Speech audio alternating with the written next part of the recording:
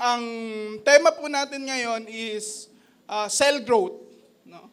Sino na po ba may kinabibilangang cell group? Baba na. Sino yung walang kinabibilangang cell group? Or tinatawag nating Bible study? No? Walang cell group pa si Amia. Yan. So, sa leaders, no, check natin yung bawat kasama natin dito sa loob ng simbahan, kung meron na silang tinatawag na, o kung involved na sila sa isang cell group. No? Why? Kasi ang cell group po, ito po yung sama-sama, no, na nagpapatibay ng pananampalataya sa Panginoon. Dito po, pinag-aaralan po natin yung mensahe ng Panginoon. No? At patuloy tayong nagtutulungan, naghahatakan, no, para mas mapalalim ang ating ugnayan sa Panginoon. Bibilugan. Ito po, ang picture na gumambala sa akin. Meron pang iba? Ayan. Ayan.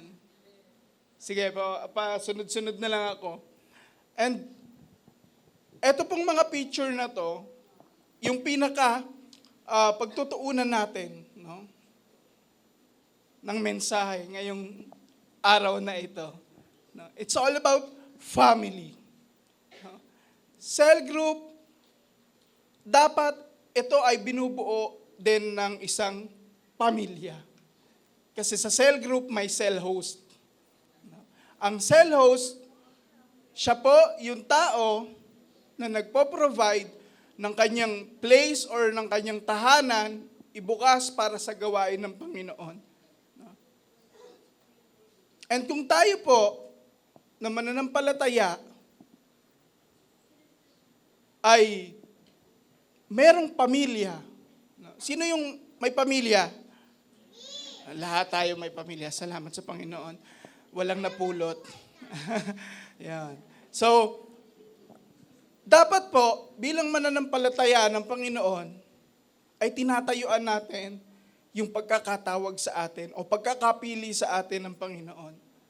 Dahil po, pananagutan natin ang kaligtasan ng ating pamilya.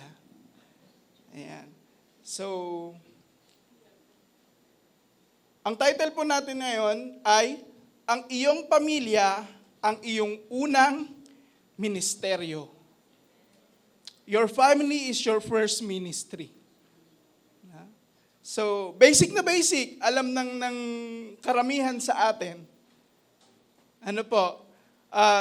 Gusto ko pong dalhin kayo sa talagang pinaka-basic, no, na dapat nagagawa natin. Maraming iba, no? Marami sa mga mananampalataya, tinatawag nila ang sarili nila ng tagasunod ni Kristo, pero hindi marunong magmahal. At sabi, ang iyong pamilya, ang iyong unang ministeryo. Ang ministeryo ay mula sa salitang Griego na diakoneo, na ang ibig sabihin ay maglingkod. So dapat po, bilang isang mananampalataya, tagasunod ni Kristo, ang ating mga pamilya ang una nating pinaglilingkuran. At sa mga napansin ko po, no, na mga kabataan, no, bagamat ako po ay talagang unang na-assign, no, sa mga youth, no, sa youth ministry, naobserbahan ko po yung mga kabataan na inilaban nila yung kanilang pananampalataya doon sa pamilya nila kasi hindi sila pinapayagan eh. Huwag ka na mag-church, huwag ka na pumasok sa ministry. No. Ito po yung mga kabataan ngayon na nadadala na nila ang kanilang mga magulang. At yun po ang kailangan, no? Maipakita natin sa pamilya natin yung pagbabago o yung transformation, no, na ginawa sa atin ng Panginoong Diyos. At sabi po sa unang Timoteo 5 verse 8, ito po ay isang sulat ni Paul. No, si Paul ang may akda, sulat niya para kay Timothy. Sabi po dito, ang sino mang hindi kumakalinga sa kanyang mga kamag-anak, lalo na sa mga kabilang sa kanyang pamilya, ay tumatalikod na sa pananampalataya.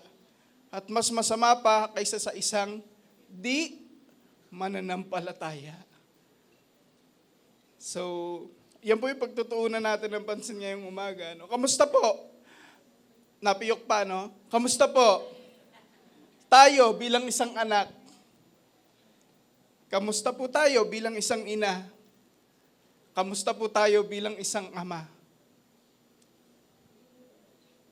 Nagagampanan po ba natin ang dapat nating gampanin? No? Hindi lang po pagpo-provide ang role ng isang ama sa isang tahanan. Kung hindi paglilid po sa kanyang pamilya tungo sa mabuting kinabukasan. Ayan.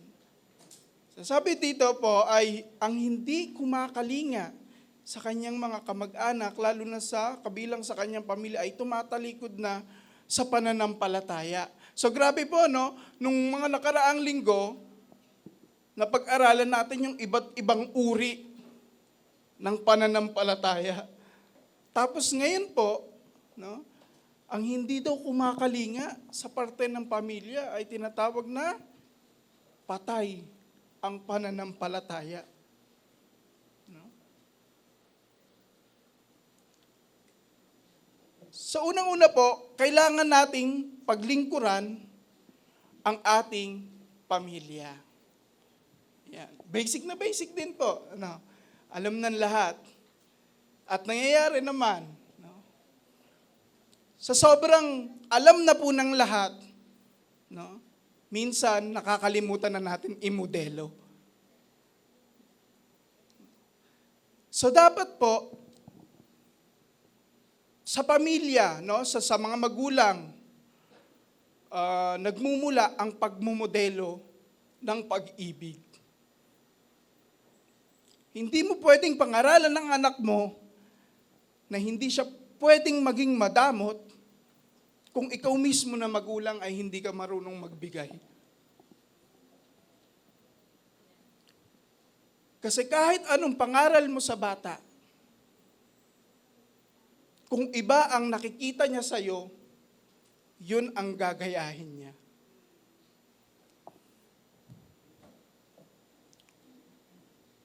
And sabi po sa mga taga-Efeso 6, verse 1 to 3. Ayan, so, basahin po natin na sabay-sabay. 1, 2, 3, go! Mga anak, sundin ninyo ang inyong mga magulang, alang-alang sa Panginoon, sapagkat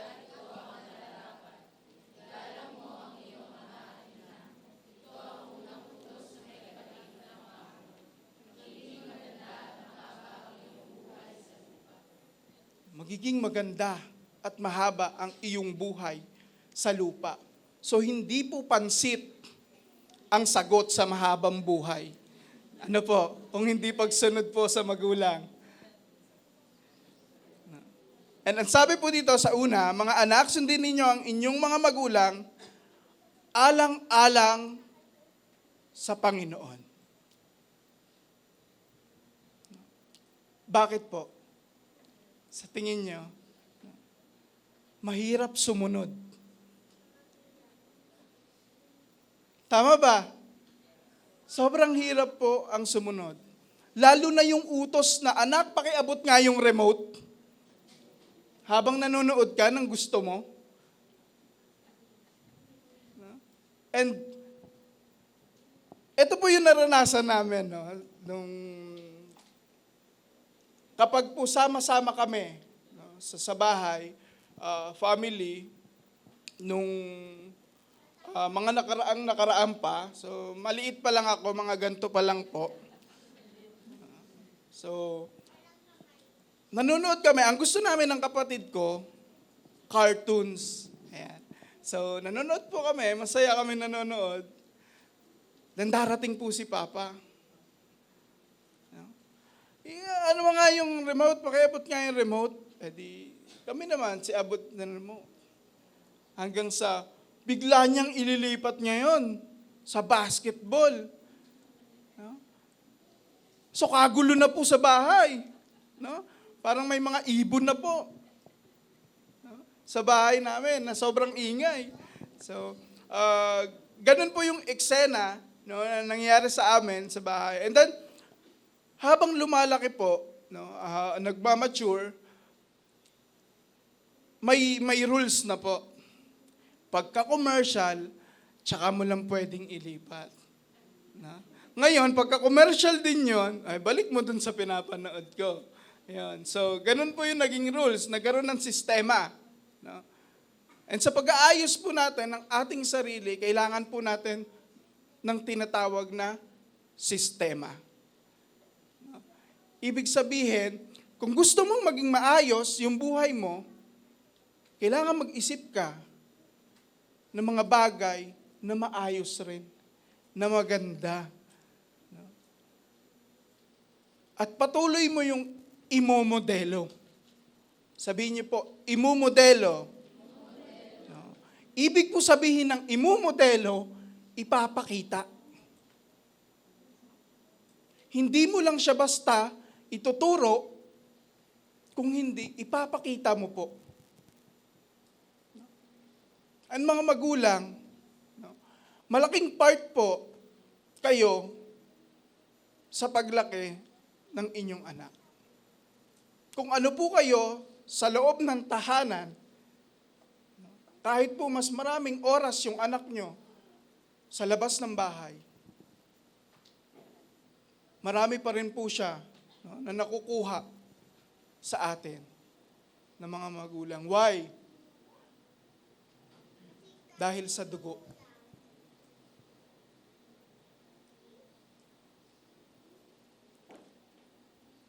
Ako po ay may anak, no, na medyo makulit, pero sobrang bait po. Nung bata po siya, nung baby, tuwan-tuwa kami sa kanya. No? Kasi po, lalakad, di ba? Magtatalon-talon. Bago po siya maglakad, ang una niya natutunan ay umakyat sa bintana. No? So ganun po katindi. Habang lumalaki siya, of course, magulang kayo na nagseserbisyo sa Panginoon, hindi niyo tuturuan ng mali ang bata. But then habang lumalaki siya, napapansin ko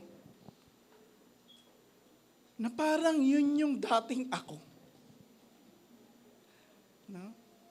The way magsalita, the way na kumilos, no? The way na unang nagkasala. No?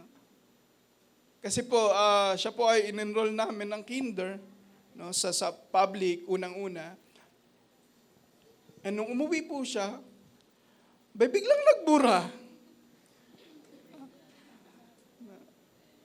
Of course, hindi namin tinuruan yung bata ng ganon, but then, pinaalala sa akin ng Panginoon, di ba ganyan din yung una mong kasalanan? Kaya medyo iningatan mo yung sarili mo. Oo nga, Lord, no? Kasi po, nung ako po ay bata, ganun din po sa mga kaibigan, natuto ng salitang ganon, narinig lang. And habang po nagpe-pray, no, kakain kami, nagpe-pray, pagkatapos ng amen, sinabi ko po yung salita, no, na ipinagbabawal. At sa sobrang sarap po ng tosino, kulay pula na po yung buong labi ko hanggang baba.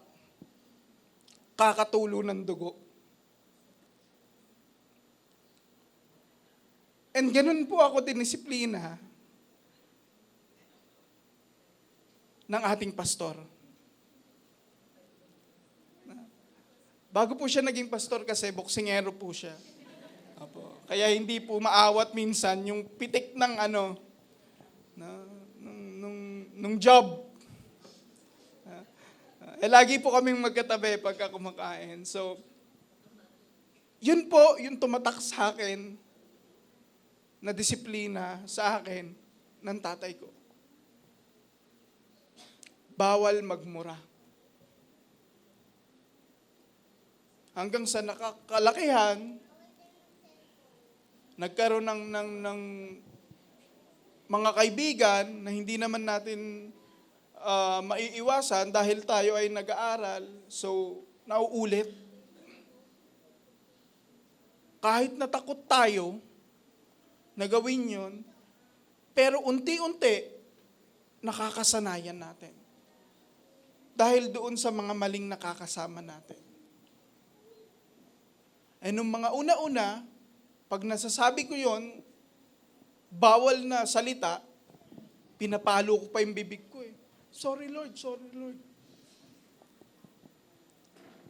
Nung nag-high school, iba na eh. Naging tuldok na eh. Sa bawat sentence. Why? Kasi naandun po ako sa corrupt na lugar. O hindi mga mananampalataya yung nakakasama ko. Kaya nga po, bilang isang magulang, malaki po dapat ang gampanin natin sa kaligtasan ng ating mga anak.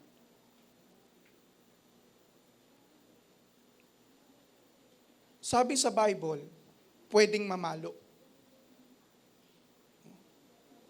Pero pag yung pagpalo po natin sa ating anak ay may kasamang matinding galit, labas na lang po muna kayo ng bahay. Magpalamig kayo. Kasi hindi po iyon ang nararapat. Sa pagdidisiplina po ng bata or ng isang tao, dapat hindi mo ginagamitan ng matinding emosyon. Dapat hindi ka nilalamon ng iyong emosyon. Kasi kailangan mong ipangaral ang tama at mabuti, pero paano mo ipapangaral yon kung mali ang pamamaraan mo?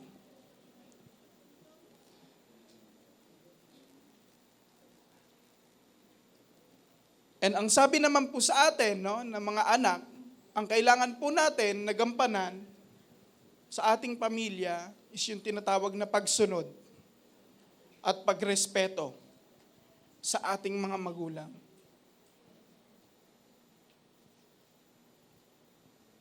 Ang pagsunod po ay mas madali kaysa sa respeto. Why? Sa henerasyon po ngayon, pag hindi mo napagbigyan ng anak mo, pag napagalitan mo ang anak mo, pwedeng siya pa ang magsampa ng demanda para sa'yo. Child abuse. Sa panahon po ngayon, nanggagaling pa minsan sa mga anak, yung baho ng pamilya nyo, para malaman ng mga kapitbahay nyo. Dahil lang sa simpleng hindi mo napagbigyan. Dahil lang sa simpleng pagtatama mo doon sa kamalian niya. Kaya mga anak, kailangan matuto tayo ng tinatawag na salitang pagsunod at pagpapasakop sa ating mga magulang. At saka yung tinatawag na respeto. Kasama po sa pagrespeto, yung pag-intindi sa ating mga magulang kung may problema sila, kung may pinagdadaanan sila, kung pagod sila, at saka kung masaya sila. Importante pa ba ngayon? Nagagamit pa ba ang salitang po at opo sa loob ng tahanan? Sa amin po, mag-asawa, lagi namin pinapagalitan si Amia kapag ka hindi po gumagamit ng po at opo. And isa po ito, sa gusto o sa sinabi o utos ng Panginoon para sa bawat isa sa atin. Mahalin mo ang iyong mga magulang. Sumunod po, kailangan nating mahalin ang ating pamilya. No? O syempre naman po, automatic na yan. Yes, automatic yan. Pero hindi lahat kayang imodelo yan. Hindi lahat ng pamilya nakikitaan ng pagmamahalan. Sa balita po, halos araw-araw, gabi-gabi, nakakarinig ako ng magulang, pinatay ang anak, pinatay ang magulang. Bibihira po ako manood ng TV ngayon. Pag nanood po ako, automatic balita agad. And sa balita po, hindi po nawawala yung mga ganong senaryo. Anak pinabayaan ng magulang. So bilang isang mananampalataya, dapat makita sa atin o maimodelo natin yung pagmamahalan sa loob ng tinatawag na isang tahanan. Hindi po bahay, kasi kung bahay, building lang. Pero kung tahanan, it composed of family.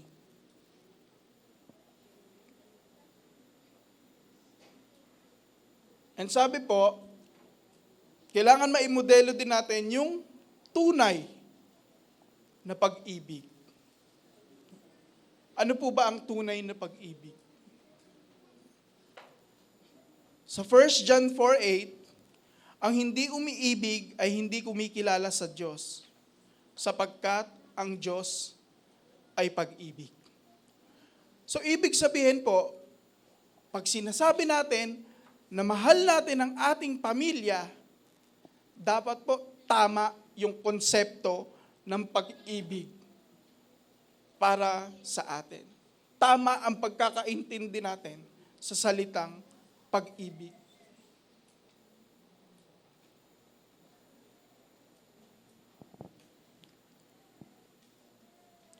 Sa tunay po na pag-ibig, isa po sa usapin dito ang salitang sakripisyo. Masarap pakinggan ang salitang pag-ibig. Pero sa likod ng salitang ito, may matindi kang gampanin.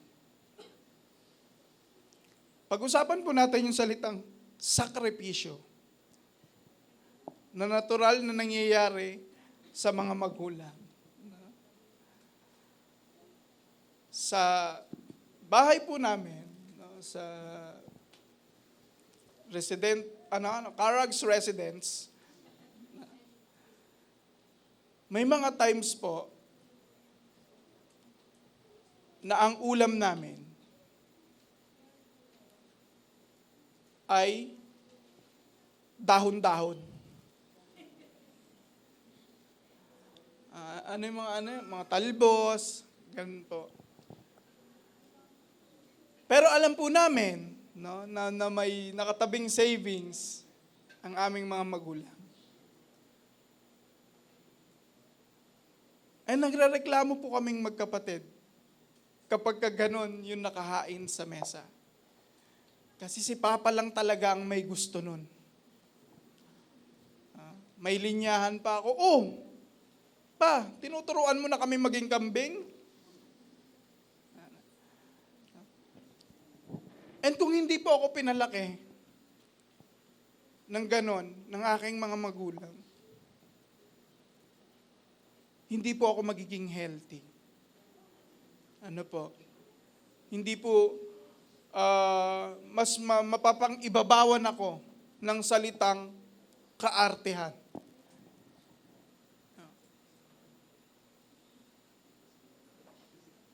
So, ito po yung usapin ngayon, no? Yung salitang kaartehan, na dapat pinapatay natin sa loob ng tahanan. Hindi po siya maganda.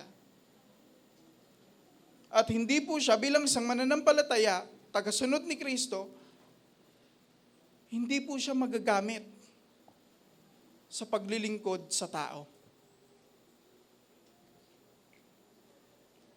Nung times po na isinama ako ni Bishop sa pagbimisyon, punta ng Bicol, sa Iriga, no? Grabe po yung task na ibinigay sa amin. May bago po tayong church doon, so ipapakilala po natin yung ating bagong itinayong simbahan doon, and then ang gagawin po namin bilang mga anak ng mga pastor ay magbabahay-bahay po para i-invite sila sa church. Doon po naranasan namin, unang-una, yung itaboy ka ng tao.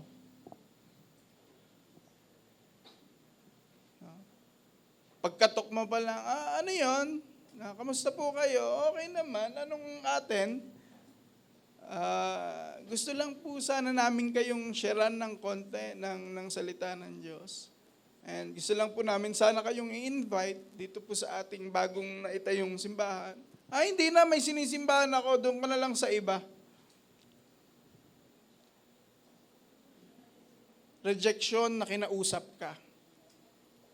Meron rin rejection na hindi ka kinausap. Yung pagpunta mo doon sa kapitbahay, narinig na niya kung anong pakay mo, biglang bagsasara automatic yung bintana. Pang! Pero naka-jealousy lang naman. Pero automatic. Wala kang makikitang tao, bigla na lang nagsasara. So, ganun po yung naranasan namin. But then, nagtitiwala kami, no, sa Panginoon at gusto naming sundin. No? Yung tao na nagbigay sa amin ng task. So, hindi natapos doon ang rejection na naranasan namin. Nagpaulit-ulit siya hanggang sa may bahay kami napuntahan. Pinapasok kami, tinanggap kami. And yung taon to, nangangailangan talaga sa salita ng Diyos. Siya po ay isang lalaki na sobrang bagal na po magsalita. Para na siyang robot. And nakikipag-usap po siya. May alam siya tungkol sa Bible. Nasagot siya pag tinatanong, nagbibigay siya ng insight about doon sa verse na yon. And ang saya po, no, ng damdamin namin.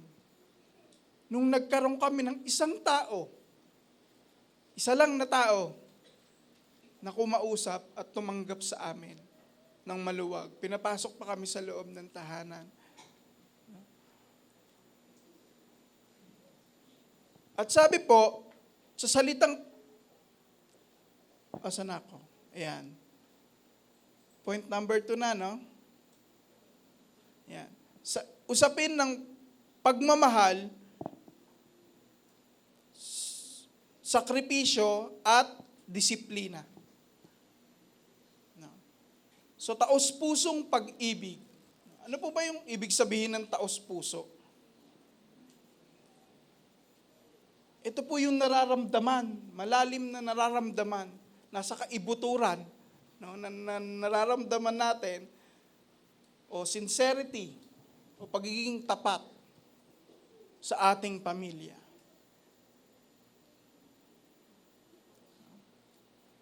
At kung tayo po ay tapat sa ating pamilya, maganda po ang magiging resulta ng bawat komunikasyon sa loob ng tahanan.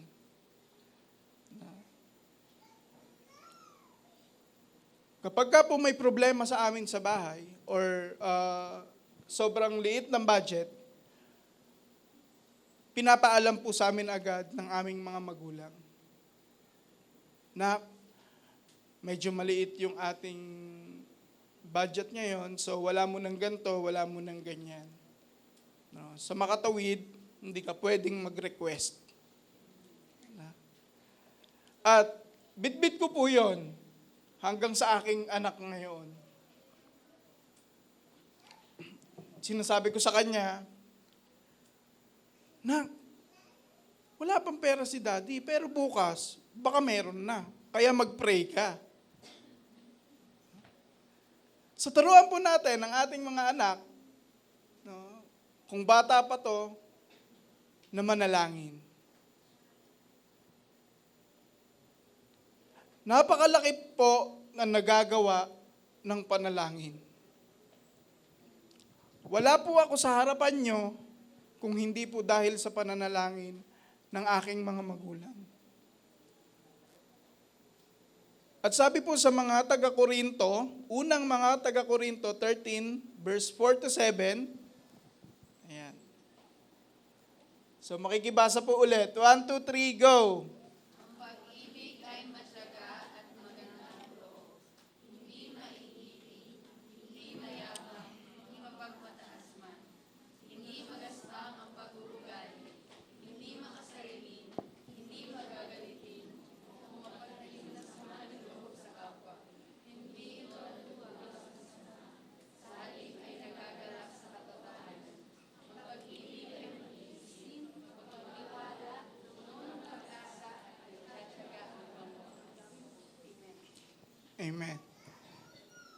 So ito po ang definisyon ng pag-ibig.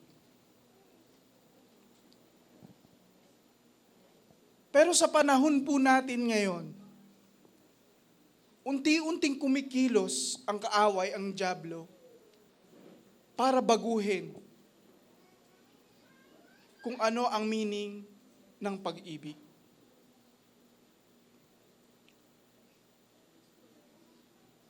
Meron po akong bahay na napuntahan. Baby pa, yung kanilang anak, bumisita ako, mananampalataya po sila. Ibang church. Pumunta ako sa kanya kasi magkaibigan kami, dinalaw ko. Tapos yung anak niya, baby pa po, buhat-buhat ng nanay, hanggang sa yung anak, parang nagmuestra ng parang the dirty finger. And then napansin po nung aking kaibigan, tumawa pa po. Tinawanan pa niya. Hala si na ano. Tapos tawa sila ng tawa mag-asawa. Hanggang sa yung kaibigan ko, niyaya ko lumabas kasi ayoko naman po siyang pagalitan sa harapan ng kanyang asawa. At doon po pinagsabihan ko. Sabi ko, yung ano bang tawag doon? Yung ignorante. Tinataniman mo ng kasalanan.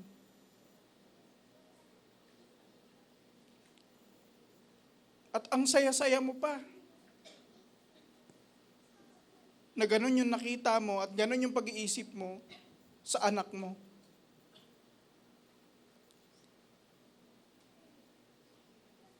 Hanggang sa hindi na po kami nag-usap. And then one time, nagkasalubong po kami sa may palengke. Doon po nagkabatian kami at nakapag-usap ng very light lang. Siguro yung very light, mga 2 hours. So, nakapag-usap po kami, no? So, yung binili niyang puto, no? Ang tagal niya ng hawak-hawak dahil doon sa pag-uusap namin. At sobrang nagpapasalamat siya. No? Dahil po doon sa sinabi ko raw, nasaktan siya. Pero yun daw po yung unti-unti, no, na nagbalik sa kanya sa paglilingkod sa Panginoon. No, isa rin po siya kasing manunugtog sa simbahan na naligwak. Ibig sabihin po na DA. May mali siyang nagawa, kaya kailangan niya mag-undergo ng disciplinary action.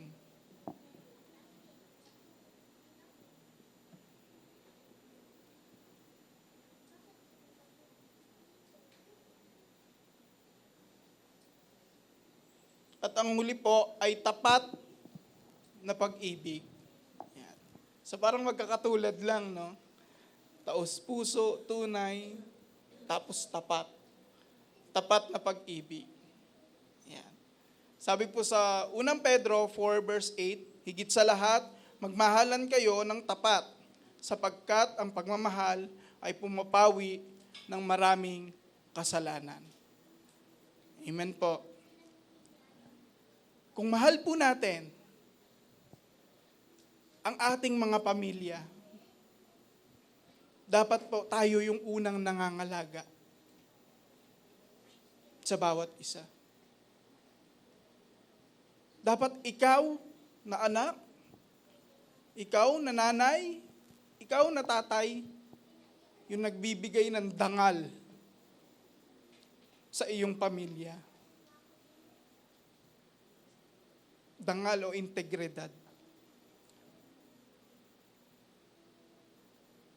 Para pag nakikita kayo ng bawat bumibisita sa inyo, ganun po yung tumatatak sa mga taong ito. And kapag nakita po nila yung tinatawag na pag-ibig sa isang pamilya, na imodelo na rin po natin si Kristo sa mga taong bumisita sa atin. Ano po? Dahil ang Diyos ay pag-ibig.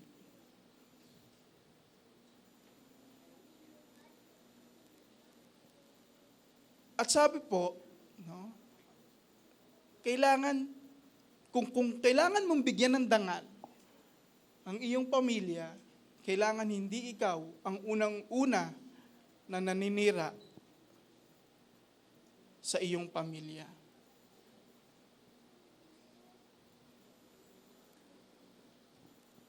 And lastly po, kailangan nating protektahan ang ating pamilya. Yan po. Punta tayo sa usaping pagbibigay ng proteksyon.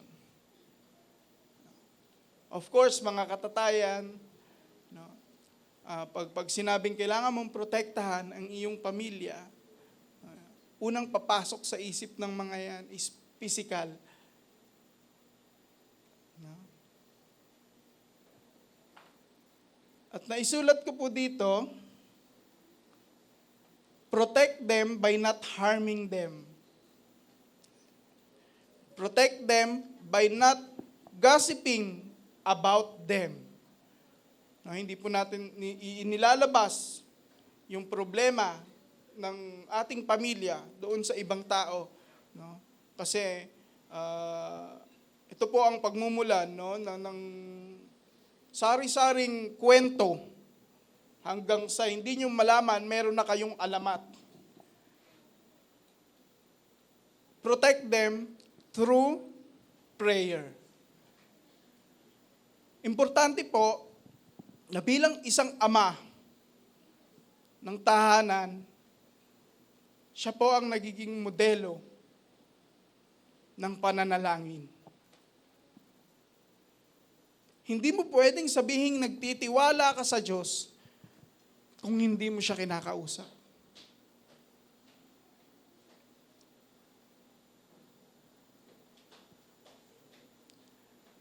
And sabi po sa Joshua 24 verse 15. At kung ayaw ninyong maglingkod kay Yahweh, pumili kayo ngayon kung sino ang inyong paglilingkuran. Ang mga Diyos na pinaglilingkuran ng inyong mga ninuno sa Mesopotamia o ang mga Diyos ng mga Amoreyo na sinasamba dito sa lupaing inyong tinitirahan. Ngunit para sa akin at sa aking sambahayan, kay Yahweh kami maglilingkod.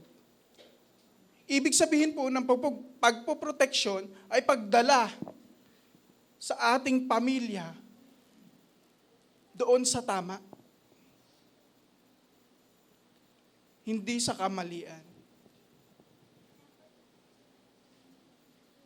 At dapat po, bilang isang magulang, meron kayong time sa isa't isa para manalangin. No? And ang focus po ng ating pananalangin ay maging sentro. Si Jesus ang maging sentro sa ating tahanan. Si Jesus ang maging pundasyon ng ating pamilya.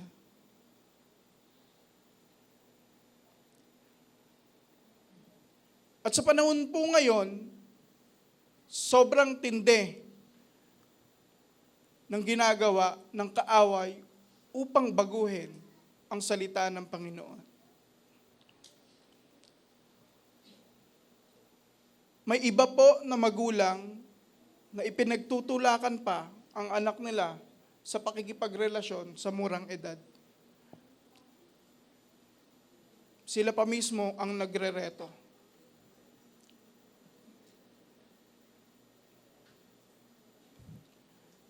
Hanggang sa pagka yung bata nasaktan o mali ang nangyari, dapat sisihin nila yung sarili nila, pero ang sinisi pa nila, yung anak nila. And ganun po yung senaryo, no, sa panahon ngayon.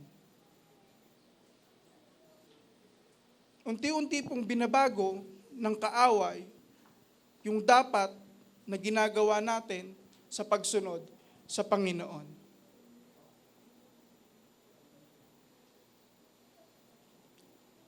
At patapos na po tayo, ganun lang po siya kabilis. Conclusion. Ayan. Ayan. Sige po, sabay-sabay po natin basahin. 1, 2, 3, go!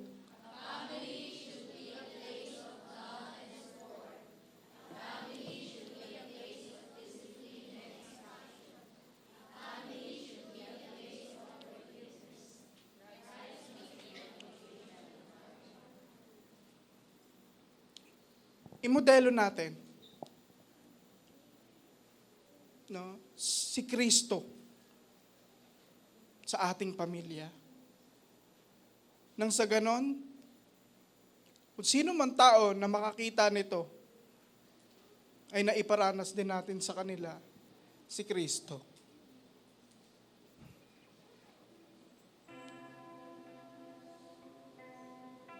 And pwede ko pa po hilingan, no, na tumayo ang lahat and then magsama-sama bawat magkakapamilya.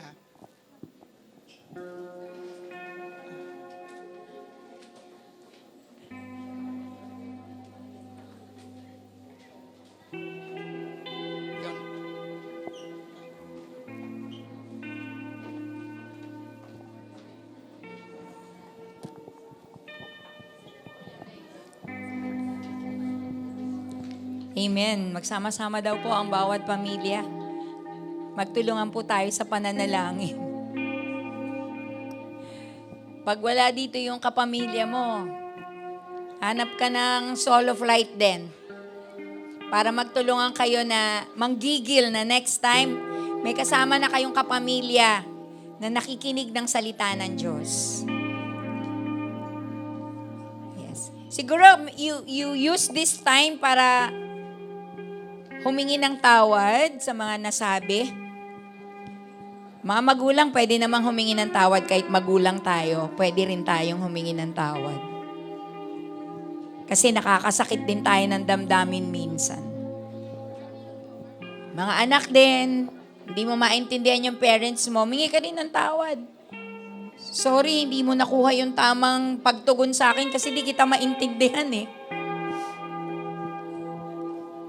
Yan, sige. Tapos sama-sama nating ipag-pray na makapag-establish tayo kahit once a week ng pananalangin ng pamilya. Sige po. At the count of 3, I want you to release prayer or forgiveness, openness sa isa't isa, at pairalin po natin ang pagmamahalan na minsan hindi natin maihayag ng tama.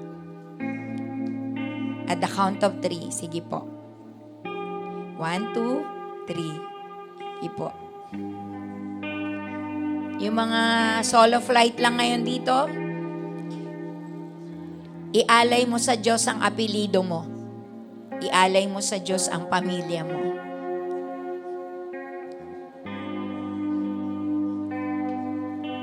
You will receive favor if you do it. If you present your family to the Lord and trusting your family to God. Yes, Lord, you Jesus.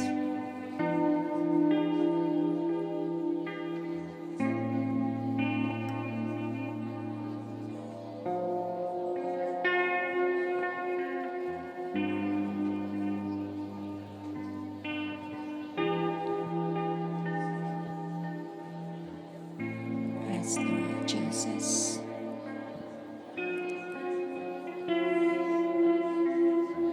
Yes, Lord.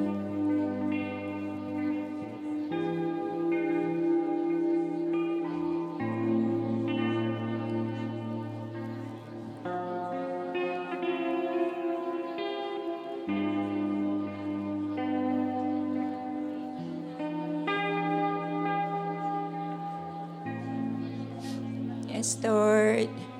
Sige. Kahit na sino sa inyo pwede mag-pray. Walang mas magaling at mas magandang prayer.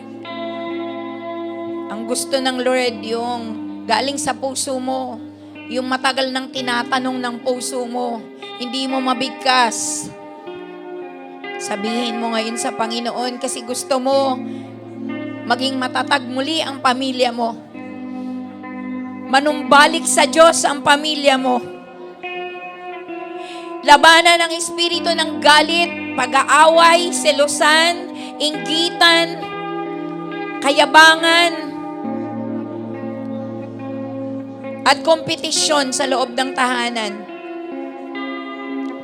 Ito ay mga espiritu na galing sa dyablo dahil gusto niya wasakin ang pamilya.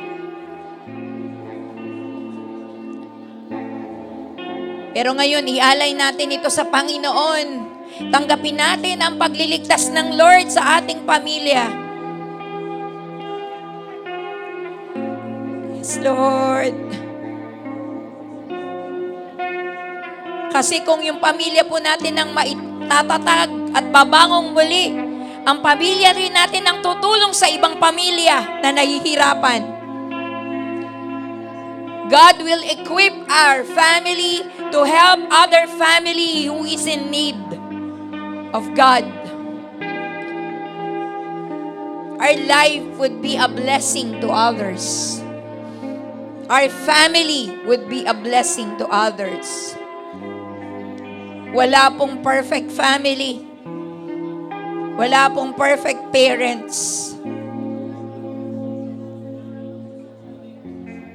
But we have an Almighty God na araw-araw available, 24/7 available para hingian natin ng tulong.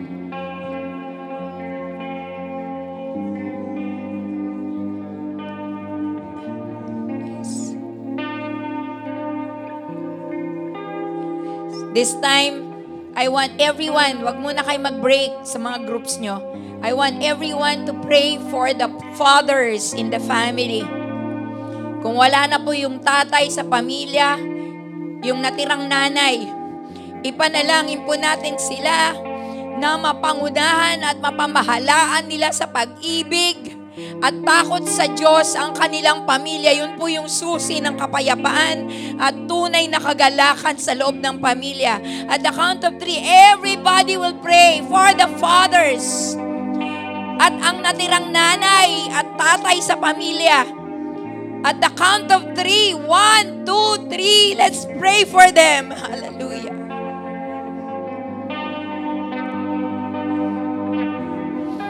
Hallelujah, Lord. Sila po ang leader ng bawat pamilya. Tulungan niyo po sila. Ayusin niyo po sila.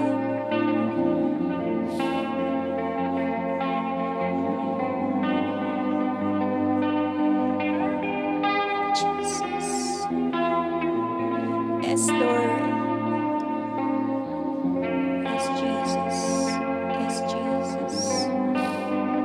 Yes, Lord. Yes, Lord.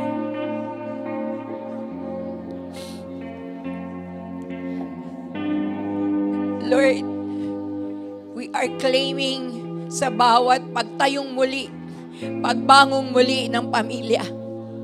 We're claiming the banner of Jesus at the center of each family, Lord, that are here. Let your love, Lord, be the center upang maintindihan namin ang isa't isa. Upang makarinig kami sa isa't isa. We cancel the spirit of pride among our family, Lord. Na nag-iiwasan na lang dahil sa pride. Nag-iiwasan na lang dahil hindi makapagpatawad. We cancel the power of pride in the name of Jesus. In the name of Jesus. We believe, Lord, the name of Jesus is the most powerful name. And we speak the name of Jesus in our family, over our family. We speak the name of Jesus over our family. Huwag niyo po kaming hayaang sumuko, Panginoon. Itaas niyo po ang level ng aming pananampalataya sa inyo. At matanggap namin ng tama ang pag-ibig niyo sa amin. Mabigyan namin kayo ng puwang ng panahon. Yun po ang pinakamahalaga sa lahat. Salamat po sa pangalan ni Jesus. Amen. We may go back to our seat.